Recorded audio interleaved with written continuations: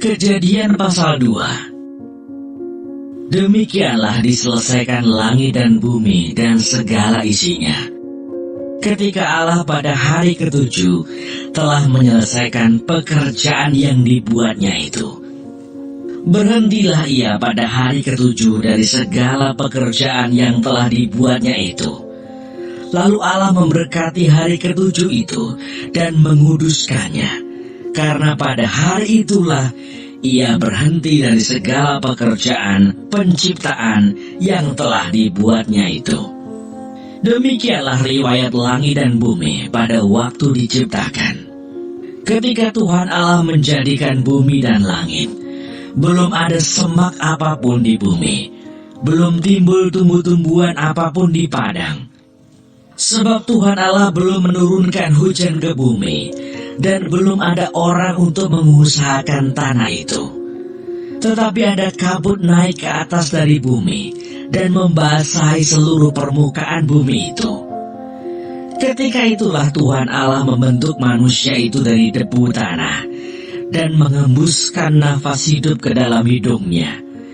Demikianlah manusia itu menjadi makhluk yang hidup. Manusia dan Taman Eden. Selanjutnya Tuhan Allah membuat taman di Eden, di sebelah timur. Disitulah ditempatkannya manusia yang dibentuknya itu. Lalu Tuhan Allah menumbuhkan berbagai-bagai pohon dari bumi, yang menarik dan yang baik untuk dimakan buahnya, dan pohon kehidupan di tengah-tengah taman itu, serta pohon pengetahuan tentang yang baik dan yang jahat.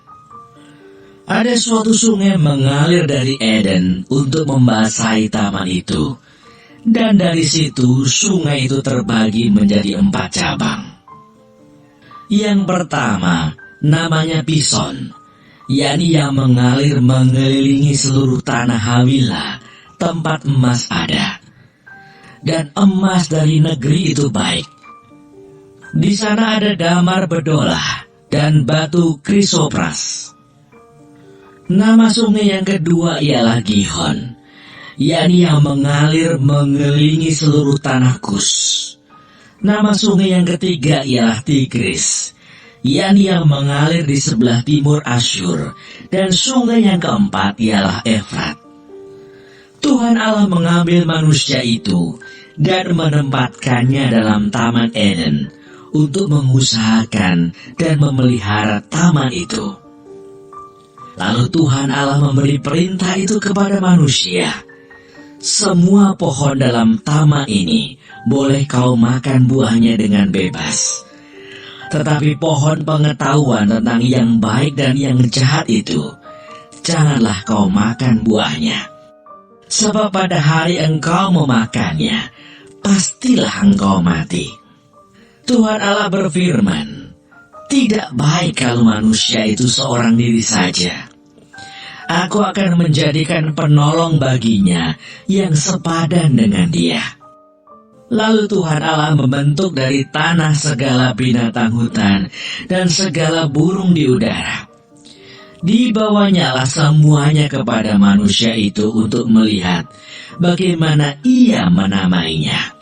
Dan seperti nama yang diberikan manusia itu kepada tiap-tiap makhluk yang hidup, demikianlah nanti nama makhluk itu. Manusia itu memberi nama kepada segala ternak, kepada burung-burung di udara, dan kepada segala binatang hutan. Tetapi baginya sendiri, ia tidak menjumpai penolong yang sepadan dengan dia. Lalu Tuhan Allah membuat manusia itu tidur nyenyak. Ketika ia tidur, Tuhan Allah mengambil salah satu rusuk daripadanya, lalu menutup tempat itu dengan daging. Dan dari rusuk yang diambil Tuhan Allah dari manusia itu, dibangunnyalah seorang perempuan. Lalu dibawanya kepada manusia itu. Lalu berkatalah manusia itu, inilah dia, tulang dari tulangku dan daging dari dagingku.